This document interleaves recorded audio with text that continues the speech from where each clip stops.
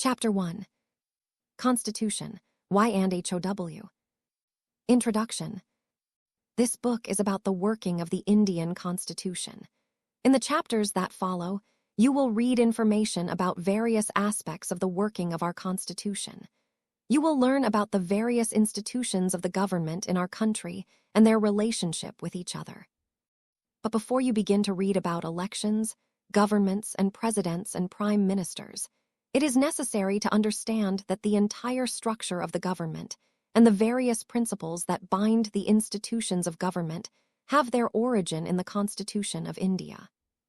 After studying this chapter, you will learn what a constitution means, what a constitution does to society, how constitutions govern the allocation of power in society, and what was the way in which the Constitution of India was made. Why do we need a constitution? Constitution allows coordination and assurance. What is a constitution? What are its functions? What role does it perform for a society? How does a constitution relate to our daily existence? Answering these questions is not as difficult as you might think. Imagine yourself to be a member of a reasonably large group. Further, imagine that this group has the following characteristics. The members of this group are diverse in various ways. They have different religious allegiances. Some are Hindus, some are Muslims, some Christians, and some perhaps profess no religion at all. They are also varied in many different respects. They pursue different professions, have different abilities, have different hobbies, and different tastes in everything from films to books. Some are rich and some are poor. Some are old, some young. Imagine further that members of this group are likely to have disputes over various aspects of life. How much property should one be allowed to own? Should it be compulsory that every child be sent to school, or should the parents be allowed to decide? How much should this group spend on its safety and security? Or should it build more parks instead? Should the group be allowed to discriminate against some of its members? Every question will elicit a variety of answers from different people. But for all their diversity, this group has to live together. They are dependent upon each other in various ways. They require the cooperation of each other. What will enable the group to live together peacefully? A girl says, "Yes, this could be my colony as well. Does this apply to your village or town or colony too?" A boy says, "This group is very much like the people of my village." One may say that perhaps members of this group can live together if they can agree on some basic rules. Why will the group need certain basic rules? Think of what would happen in the absence of some basic rules. Every individual would be insecure simply because they would not know what members of this group could do to each other, who could claim rights over what. Any group will need some basic rules that are publicly promulgated and known to all members of that group to achieve a minimal degree of coordination. But these rules must not only be known, they must also be enforceable. If citizens have no assurance that others will follow these rules, they will themselves have no reason to follow these rules. Saying that the rules are legally enforceable gives an assurance to everybody that others will follow them, for if they do not do so, they will be punished. The first function of a constitution is to provide a set of basic rules that allow for minimal coordination amongst members of a society. Activity. Enact the thought experiment of this section in the classroom. The entire class should discuss and arrive at some decisions that would apply to everyone for this entire session. The decisions could be about: how would the class representatives be chosen? Which decisions will the representative be able to take on behalf of the entire class? Are there some decisions that the class representative cannot take without consulting the entire class? You can add any other items to this list: collection of a common kitty for the class, organization of picnics and trips, sharing of common resources, etc., as long as everyone agrees to them. Make sure that you include those subjects that have led to any differences in the past. How to revise these decisions, in case you need to. Write down all these decisions on a paper and put it up on the notice board. Which problems did you encounter in this decision? Were there differences among different students? How did you resolve these differences? Did the entire class gain something from this exercise? Specification of decision-making powers. A constitution is a body of fundamental principles according to which a state is constituted or governed. But what should these fundamental rules be? And what makes them fundamental? The first question you will have to decide is who gets to decide what the laws governing society should be. You may want Rule X, but others may want Rule Y. How do we decide whose rules or preferences should govern us? You may think the rules you want everyone to live by are the best, but others think that their rules are the best. How do we resolve this dispute? So, even before you decide what rules should govern this group, you have to decide. Who gets to decide? The Constitution has to provide an answer to this question. It specifies the basic allocation of power in a society. It decides who gets to decide what the laws will be. In principle, this question, who gets to decide, can be answered in many ways. In a monarchical constitution, a monarch decides. In some constitutions, like that of the old Soviet Union, one single party was given the power to decide. But in democratic constitutions, broadly speaking, the people get to decide. But this matter is not so simple, because even if you answer that the people should decide, it still does not answer the question, how should the people decide? For something to become law, should everyone agree to it? Should the people directly vote on every matter, as the ancient Greeks did? Or should the people express their preferences by electing representatives? But if the people act through their representatives, how should these representatives be elected? How many should there be? In the Indian Constitution, for example, it is specified that in most instances, Parliament gets to decide laws and policies, and that Parliament itself be organized in a particular manner. Before identifying what the law in any given society is, you have to identify who has the authority to enact it. If Parliament has the authority to enact laws, there must be a law that bestows this authority on Parliament in the first place. This is the function of the Constitution. It is an authority that constitutes the government in the first place. The second function of a constitution is to specify who has the power to make decisions in a society. It decides how the government will be constituted. This cartoon comments on the difficulty of making a constitution, especially when many leaders with different opinions have to work together. What the image shows. Several leaders are gathered around a table with a document labeled European Constitution. The caption below the picture reads, "The Feuding Fathers." The leaders appear to be arguing rather than agreeing, suggesting disagreement during the constitution-making process. Meaning of the cartoon. The cartoon refers to the attempt by the European Union, EU, to create a common constitution. Different member countries had different interests and priorities, making it difficult to reach a consensus. As a result, the proposed European Constitution was not adopted. The term "the Feuding Fathers" is a humorous play on the phrase "founding fathers." Instead of working together smoothly, the fathers are shown quarreling, feuding, over the Constitution. What the textbook is trying to teach. The cartoon highlights that constitution-making is not an easy process. Representatives often have different opinions, interests, and ideologies. Debate, disagreement, and negotiation are normal parts of drafting a constitution. A successful constitution usually emerges through discussion, compromise, and consensus, not complete agreement from the beginning, limitations on the powers of government. But this is clearly not enough. Suppose you decided who had the authority to make decisions, but then this authority passed laws that you thought were patently unfair.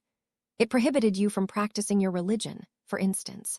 Or it enacted that clothes of a certain color were prohibited, or that you were not free to sing certain songs, or that people who belonged to a particular group, caste, or religion would always have to serve others and would not be allowed to retain any property. Or that the government could arbitrarily arrest someone. Or that only people of a certain skin color would be allowed to draw water from wells. You would obviously think these laws were unjust and unfair. And even though they were passed by a government that had come into existence based on certain procedures, there would be something obviously unjust about that government enacting these laws. So the third function of a constitution is to set some limits on what a government can impose on its citizens. These limits are fundamental in the sense that the government may never trespass them. Constitutions limit the power of government in many ways. The most common way of limiting the power of government is to specify certain fundamental rights that all of us possess as citizens and which no government can ever be allowed to violate.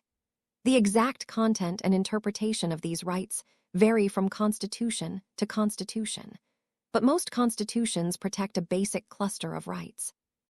Citizens are protected from being arrested arbitrarily and without any reason. This is one basic limitation upon the power of government. Citizens normally have the right to some basic liberties: freedom of speech, freedom of conscience, freedom of association, and freedom to conduct a trade or business, etc. In practice, these rights can be limited during times of national emergency, and the Constitution specifies the circumstances under which these rights may be withdrawn. A boy says, "Ah, so you first create a monster and then start worrying about saving yourself from it." I would say, why create this monster called government in the first place? Aspirations and goals of a society. Most of the older constitutions limited themselves largely to allocating decision-making power and setting some limits on government power. But many 20th century constitutions, of which the Indian Constitution is one of the finest examples, also provide an enabling framework for the government to do certain positive things and to express the aspirations and goals of society. The Indian Constitution was particularly innovative in this respect. Societies with deep-rooted inequalities of various kinds will not only have to set limits on the power of government, they will also have to enable and empower the government to take positive measures to overcome forms of inequality or deprivation. For example, India aspires to be a society that is free from caste discrimination. If this is our society's aspiration, the government will have to be enabled or empowered to take all the necessary steps to achieve this goal. In a country like South Africa, which had a deep history of racial discrimination, its new constitution had to empower the government to end racial discrimination. This cartoon illustrates the challenges faced by the makers of the Indian Constitution in balancing the diverse aspirations and ideologies of Indian society. At the center, Jawaharlal Nehru is shown trying to satisfy different groups with differing opinions, symbolizing the need for discussion, negotiation, and compromise. The groups represent various political, social, and ideological interests that wanted their views reflected in the Constitution. The cartoon conveys that the Indian Constitution was not the victory of any one group, but the result of careful consensus building to create a democratic framework acceptable to all. More positively, a constitution may enshrine the aspirations of a society. The framers of the Indian Constitution, for example, believed that every individual should have all that is necessary to lead a life of minimum dignity and social self-respect, including minimum material well-being, education, and other basic necessities. The Indian Constitution enables the government to take positive welfare measures, some of which are legally enforceable. As we continue studying the Indian Constitution, we shall find that such enabling provisions have the support of the preamble to our Constitution and are reflected in the fundamental rights. The directive principles of state policy also direct the government to fulfill the aspirations of the people.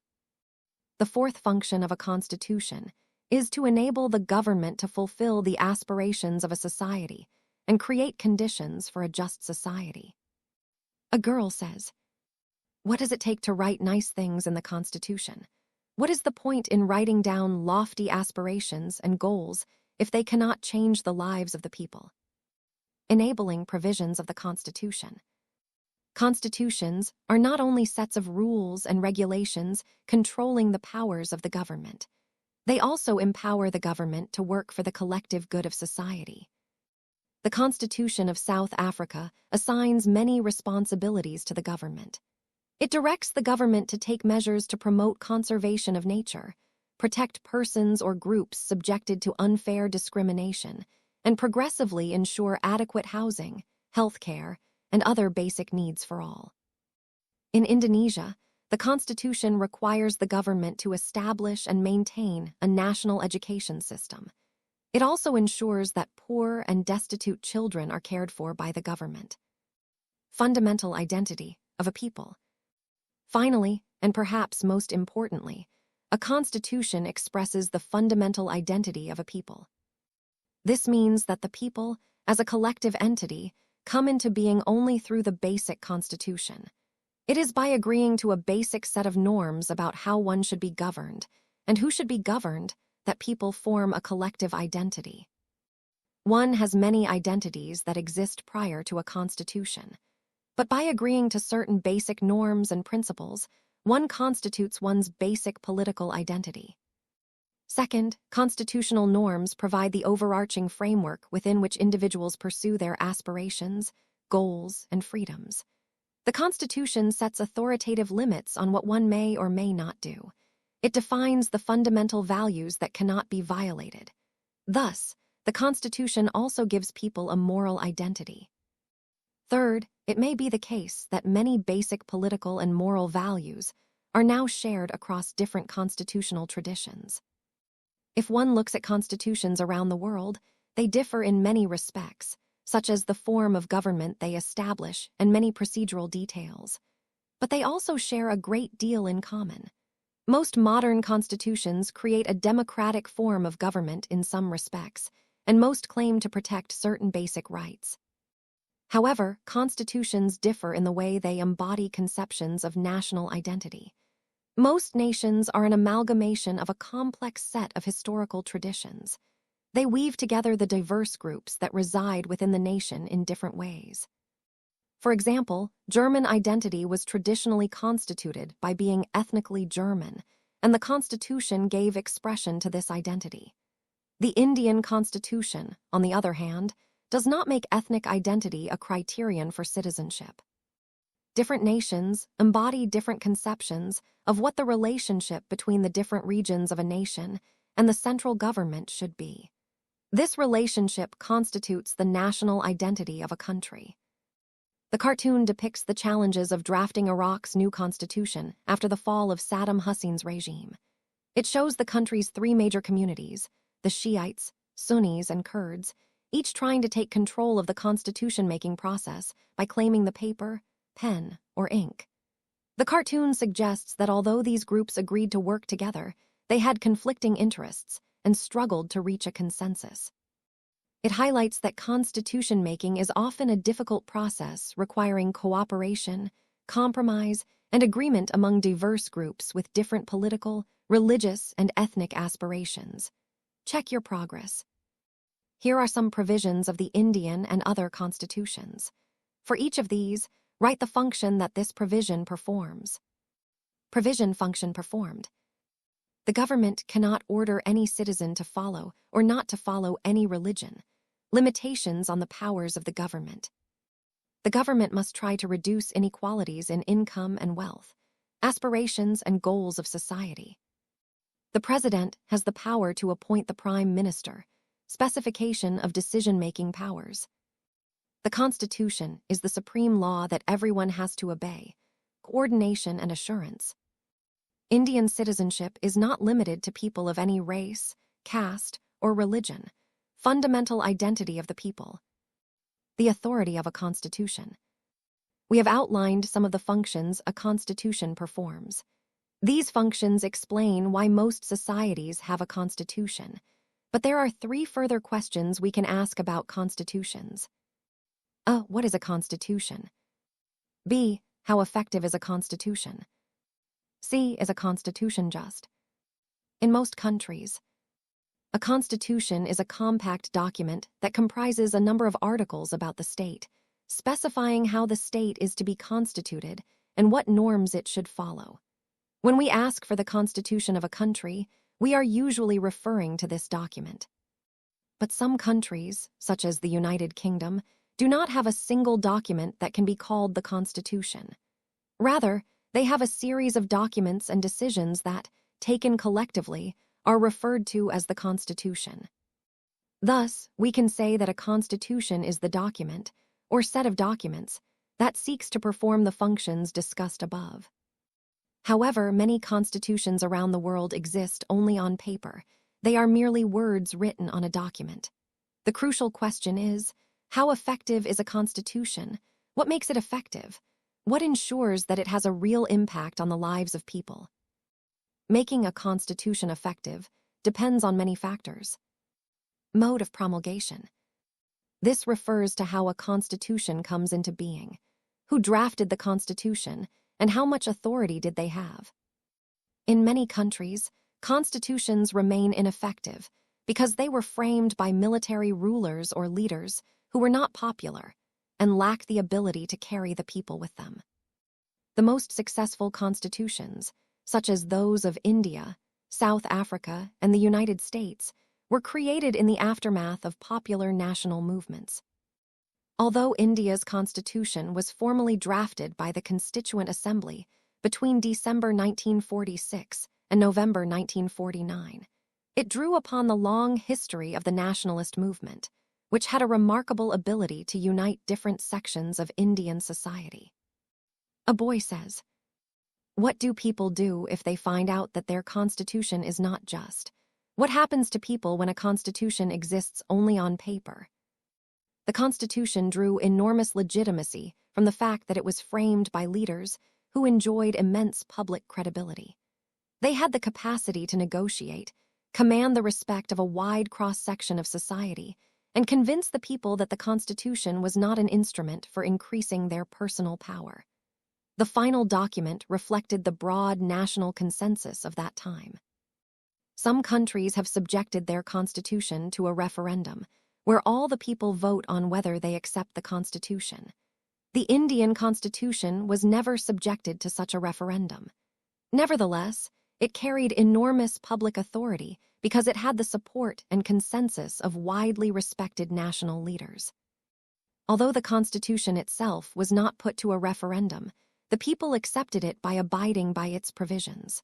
Therefore, the authority and credibility of the people who enact a constitution play a major role in determining its success. Debate over constitution making in Nepal. Making a constitution is not always an easy and smooth affair. Nepal is an example of the complicated nature of constitution making. Since 1948, Nepal has had 5 constitutions in 1948, 1951, 1959, 1962, and 1990. But all these constitutions were granted by the King of Nepal. The 1990 Constitution introduced a multi-party system, though the king continued to hold final powers in many respects. For many years, Nepal was faced with militant political agitations for restructuring the government. The main issue was the role of the monarchy in the Constitution of Nepal. Some groups in Nepal wanted to abolish the institution of monarchy and establish a republican form of government. Others believed that it would be useful to shift to a limited monarchy with a reduced role for the king. The king himself was not ready to give up his powers. He took over all powers in October 2002. Many political parties and organizations demanded the formation of a new constituent assembly. The Communist Party of Nepal, Maoist, was in the forefront of the struggle for a popularly elected constituent assembly. Finally, under pressure from popular agitation, the king had to install a government acceptable to the agitating parties. This government stripped the king of almost all his powers. In 2008, Nepal emerged as a democratic republic after abolishing the monarchy.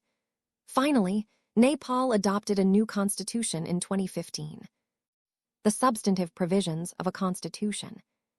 It is the hallmark of a successful constitution that it gives everyone in society some reason to go along with its provisions. A constitution that, for instance, allowed permanent majorities to oppress minority groups within society would give minorities no reason to accept its provisions.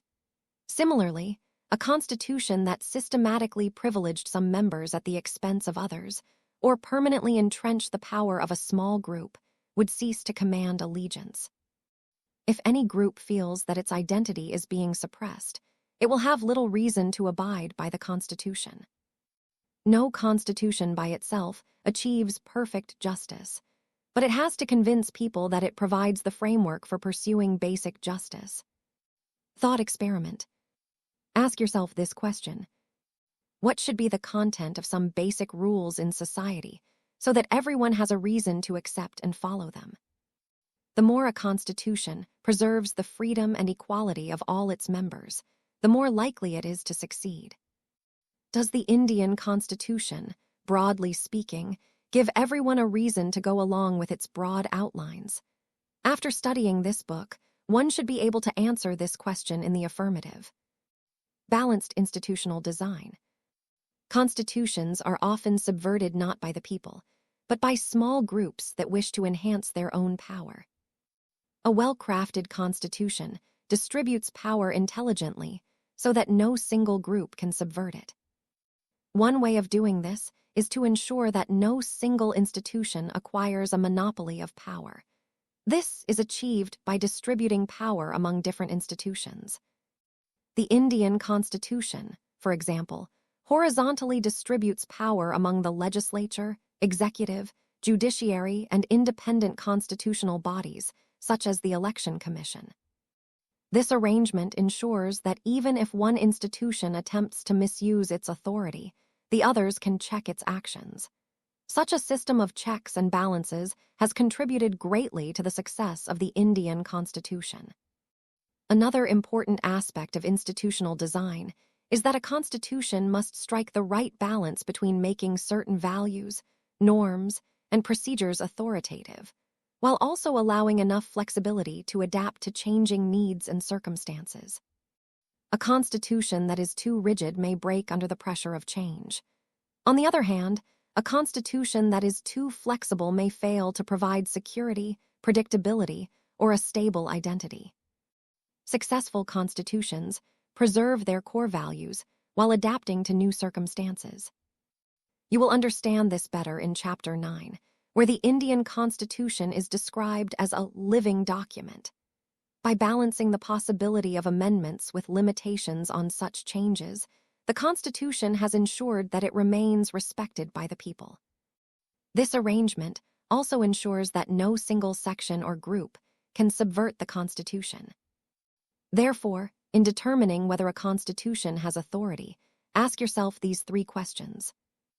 Were the people who enacted the Constitution credible?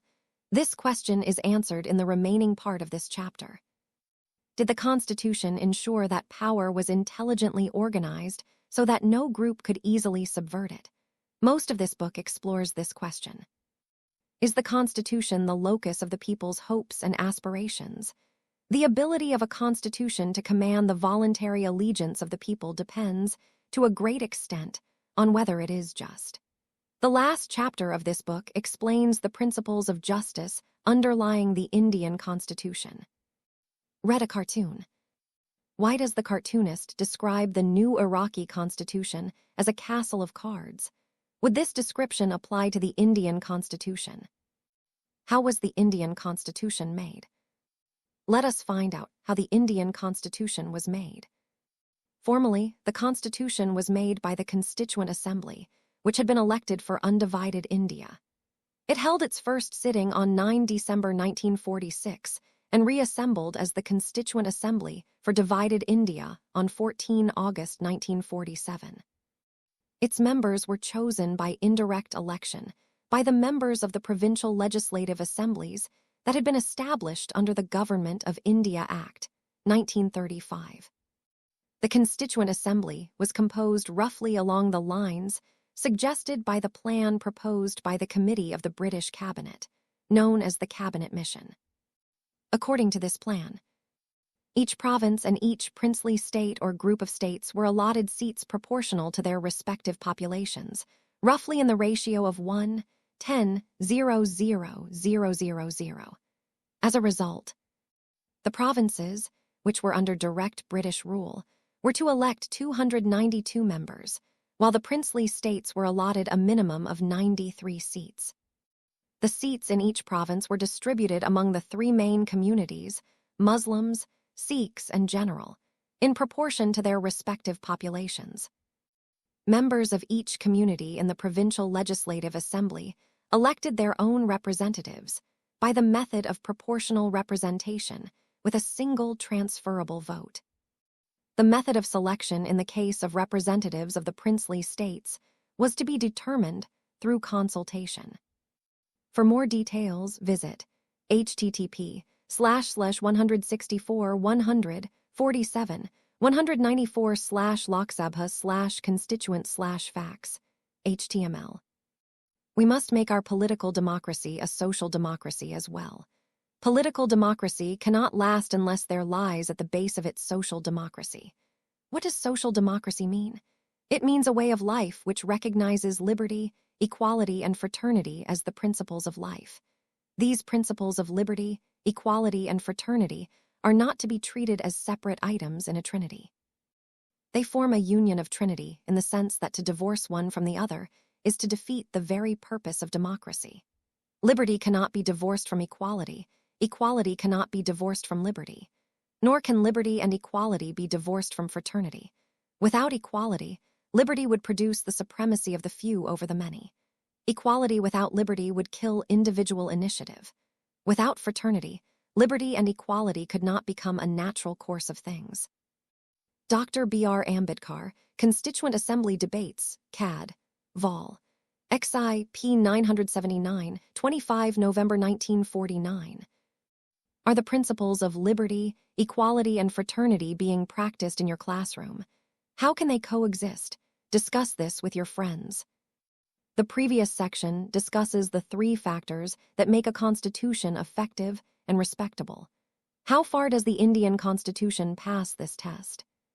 Composition of the Constituent Assembly. A girl says, "What would have happened if the Constituent Assembly was elected by all the people of India? Could it be very different from what it was?" As a consequence of the partition under the plan of 3 June 1947, those members who were elected from territories that fell under Pakistan ceased to be members of the Constituent Assembly. The number of members in the Assembly was reduced to 299. The Constitution was adopted on 26 November 1949. 284 members were actually present on 24 January 1950 and appended their signatures to the Constitution as finally passed. The Constitution came into force on 26 January 1950. The Constitution was thus framed against the backdrop of the horrendous violence that the partition unleashed on the subcontinent. But it is a tribute to the fortitude of the framers that they were not only able to draft a constitution under immense pressure, but also learnt the right lessons from the unimaginable violence that accompanied the partition. The Constitution was committed to a new conception of citizenship, where not only would minorities be secure, but religious identity would have no bearing on citizenship rights. But this account of the composition of the Constituent Assembly touches only the surface of how our Constitution was made. Although the members of the Assembly were not elected by universal suffrage, there was a serious attempt to make the Assembly a representative body.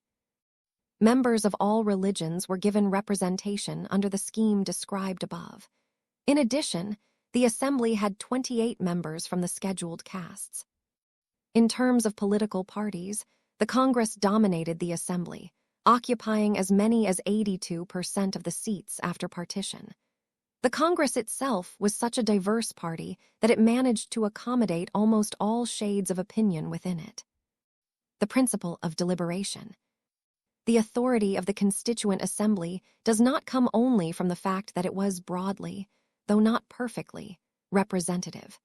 It also comes from the procedures it adopted to frame the Constitution and the values its members brought to their deliberations. While in any assembly that claims to be representative, it is desirable that diverse sections of society participate. It is equally important that they participate not only as representatives of their own identity or community. Each member deliberated upon the Constitution with the interests of the whole nation in mind. There were often disagreements amongst members, but few of these disagreements could be traced to members protecting their own interests. There were legitimate differences of principle. The differences were many. Should India adopt a centralized or decentralized system of government? What should be the relations between the states and the center? What should be the powers of the judiciary? Should the Constitution protect property rights? Almost every issue that lies at the foundation of a modern state was discussed with great sophistication. Only one provision of the Constitution was passed without virtually any debate: the introduction of universal suffrage, meaning that all citizens reaching a certain age would be entitled to vote irrespective of religion, caste, education, gender, or income. Thus, while the members felt no need to discuss who should have the right to vote, every other matter was seriously discussed and debated. Nothing can be a better testament to the democratic commitment of this assembly. The Constitution drew its authority from the fact that members of the Constituent Assembly engaged in what one might call public reason.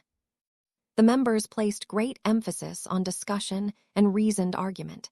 They did not simply advance their own interests, but gave principled reasons to other members for their positions. The very act of giving reasons to others makes one move beyond narrow self-interest, because one has to persuade others to accept one's point of view. The voluminous debates in the Constituent Assembly, where every clause of the Constitution was subjected to scrutiny and debate, remain one of the greatest examples of public reason. These debates deserve to be remembered as one of the most significant chapters in the history of constitution-making, equal in importance to the French and American revolutions. I have realized, as nobody else could have, with what zeal and devotion the members of the drafting committee, and especially its chairman, Dr. Ambedkar, in spite of his indifferent health, have worked. We could never make a decision which was or could be ever so right as when we put him on the drafting committee and made him its chairman. He has not only justified his selection, but has added luster to the work which he has done. In this connection, it would be invidious to make any distinction among the other members of the committee. I know they have all worked with the same zeal and devotion as its chairman, and they deserve the thanks of the country. Dr. Rajendra Prasad, Cad. Vol. XI. P. 994, 26 November 1949. Procedures. The importance of public reason was also reflected in the working procedures of the Assembly. The Constituent Assembly had 8 major committees dealing with different subjects. Usually, Jawaharlal Nehru, Dr. Rajendra Prasad, Sardar Vallabhbhai Patel, or Dr. B.R. Ambedkar chaired these committees. These leaders did not agree with each other on many issues. Ambedkar had been a strong critic of the Congress and Mahatma Gandhi, accusing them of not doing enough for the upliftment of the scheduled castes. Patel and Nehru also differed on many questions. Nevertheless, they worked together. Each committee drafted specific provisions of the Constitution, which were then debated by the entire Assembly. Usually, an attempt was made to reach a consensus, based on the belief that provisions accepted by all would not harm the interests of any particular group. Some provisions were decided through voting. In every instance, however, every argument, question, and concern was answered carefully and in writing. The Assembly met for 166 days, spread over 2 years and 11 months. Its sessions were open to both the press and the public. Inheritance of the nationalist movement. No constitution is merely the product of the assembly that drafts it. An assembly as diverse as India's Constituent Assembly could not have functioned without a background consensus on the fundamental principles the Constitution should embody. These principles were forged during India's long struggle for freedom. In many ways, the Constituent Assembly gave concrete shape to the ideals inherited from the nationalist movement. For decades before the Constitution was adopted, the nationalist movement had debated questions that were central to constitution-making, such as the nature of government India should have, the values it should uphold, and the inequalities it should eliminate. The answers developed during these debates were ultimately incorporated into the Constitution. Perhaps the best summary of these principles is found in the Objectives Resolution, moved by Jawaharlal Nehru in 1946. This resolution defined the aims of the Constituent Assembly and expressed the aspirations and values that inspired the Constitution. Based on this resolution, The Constitution gave institutional expression to these fundamental commitments: equality, liberty, democracy, sovereignty, a cosmopolitan identity. Thus, our Constitution is not merely a collection of rules and procedures. It is a moral commitment to establish a government that fulfills the many promises made by the nationalist movement to the people. A girl says, "What would have happened if we got independence in 1937? Or if we had to wait till 1957? Would our Constitution be very different from what it is today?" Main points of the Objectives Resolution. India is an independent, sovereign republic. India shall be a union of the erstwhile British Indian territories, Indian states, and other parts outside British India and Indian states that are willing to become part of the Union. The territories forming the Union shall be autonomous units and shall exercise all powers and functions of government and administration, except those assigned to or vested in the Union. All powers and authority of sovereign and independent India and its constitution shall flow from the people. All people of India shall be guaranteed and secured. Social, economic, and political justice. Equality of status and opportunity. Equality before law and fundamental freedoms of speech, expression, belief, faith, worship, vocation, association, and action, subject to law and public morality. Minorities, backward and tribal areas, depressed classes, and other backward classes shall be provided adequate safeguards. The territorial integrity of the Republic and its sovereign rights on land, sea, and air shall be maintained according to justice and the law of civilized nations. India shall make a full and willing contribution to the promotion of world peace and the welfare of mankind. Institutional arrangements. The third factor ensuring the effectiveness of a constitution is a balanced arrangement of the institutions of government. The basic principle is that the government must be democratic and committed to the welfare of the people. The Constituent Assembly spent considerable time evolving the right balance among the various institutions, such as the executive, legislature, and judiciary. This led to the adoption of the parliamentary form of government and the federal system, which distributes governmental powers between the legislature and the executive, and between the states and the central government. While designing these balanced governmental arrangements, the makers of the Constitution did not hesitate to learn from the constitutional experiences of other countries. The framers were open to borrowing useful ideas from different constitutional traditions. Their wide learning enabled them to adopt the best ideas from around the world whenever they suited India's needs. However, this borrowing was not slavish imitation. Every provision borrowed from another constitution had to be justified on the grounds that it was suitable for Indian conditions, problems, and aspirations. India was fortunate to have a constituent assembly that, instead of being narrow in outlook, selected the best constitutional ideas from across the world and adapted them to Indian circumstances. A boy says, "Was it a borrowed constitution then? Why could we not have a constitution that does not borrow anything from anywhere else?" One likes to ask whether there can be anything new in a constitution framed at this hour in the history of the world. The only new things, if there can be any, in a constitution framed so late in the day are the variations made to remove the faults and to accommodate it to the needs of the country. Dr. B.R. Ambedkar. Cad Vol. VII P37, 4 November 1948. Dr. B.R. Ambedkar presiding over a discussion in the Constituent Assembly. Provisions adapted from constitutions of different countries. British Constitution. First past the post system. Parliamentary form of government. The idea of the rule of law. Institution of the Speaker and his/her role. Lawmaking procedure.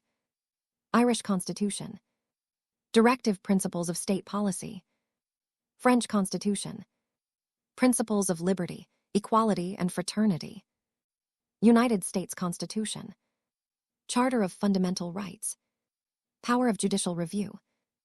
Independence of the judiciary. Canadian Constitution.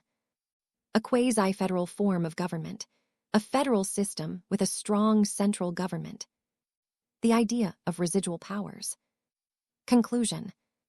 It is a tribute to the wisdom and foresight of the makers of the Constitution that they presented to the nation, a document that enshrined fundamental values and the highest aspirations shared by the people.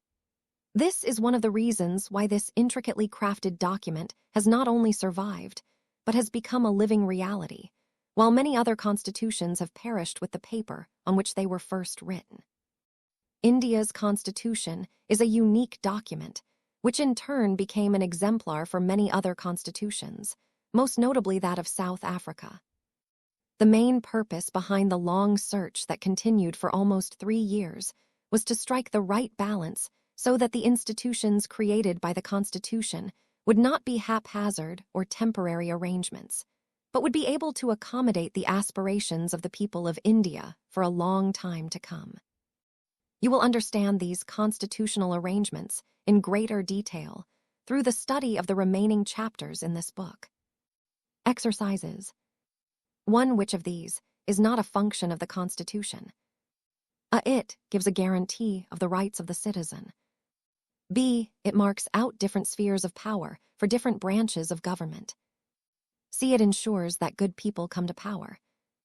D. It gives expression to some shared values.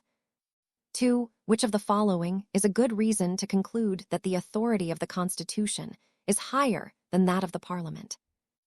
The Constitution was framed before the Parliament came into being. B. The Constitution makers were more eminent leaders than the members of the Parliament. C. The Constitution specifies how Parliament is to be formed and what its powers are. D. The Constitution cannot be amended by the Parliament. 3. State whether the following statements about a constitution are true or false. Constitutions are written documents about the formation and powers of the government. B. Constitutions exist and are required only in democratic countries. C. A constitution is a legal document that does not deal with ideals and values. D. A constitution gives its citizens a new identity. 4. State whether the following inferences about the making of the Indian Constitution are correct or incorrect. Give reasons to support your answer. The Constituent Assembly did not represent the Indian people, since it was not elected by all citizens. B. Constitution making did not involve any major decisions, since there was a general consensus among the leaders at that time about its basic framework. C. There was little originality in the Constitution, for much of it was borrowed from other countries. 5. Give 2 examples each to support the following conclusions about the Indian Constitution. The Constitution was made by credible leaders who commanded people's respect. B. The Constitution has distributed power in such a way as to make it difficult to subvert it. C. The Constitution is the locus of people's hopes and aspirations. 6. Why is it necessary for a country to have a clear demarcation of powers and responsibilities in the Constitution? What would happen in the absence of such a demarcation? 7. Why is it necessary for a constitution to place limitations on the rulers? Can there be a constitution that gives no power at all to the citizens? 8. The Japanese Constitution was made when the U.S. occupation army was still in control of Japan after its defeat in the Second World War. The Japanese Constitution could not have had any provision that the U.S. government did not like. Do you see any problem in this way of making the Constitution? In which way was the Indian experience different from this? 9. Rajat asked his teacher this question. The Constitution is a 50-year-old and therefore outdated book. No one took my consent for implementing it. It is written in such tough language that I cannot understand it. Tell me, why should I obey this document? If you were the teacher, how would you answer Rajat? 10. In a discussion on the experience of the working of our Constitution, 3 speakers took 3 different positions. Harbins. The Indian Constitution has succeeded in giving us a framework of democratic government. B. Neha. The Constitution made solemn promises of ensuring liberty, equality, and fraternity. Since this has not happened, the Constitution has failed. C. Nazima. The Constitution has not failed us. We have failed the Constitution. Do you agree with any of these positions? If yes, why? If not, what is your own position? Activity. You may watch and discuss the Rajya Sabha TV series Samvidhan, The Making of the Constitution of India, and films such as Gandhi, Sardar, and Dr. Babasaheb Ambedkar. These audio-visual materials will deepen your understanding of the context in which the Constitution was made. They will also help you learn about the life and times of our national leaders.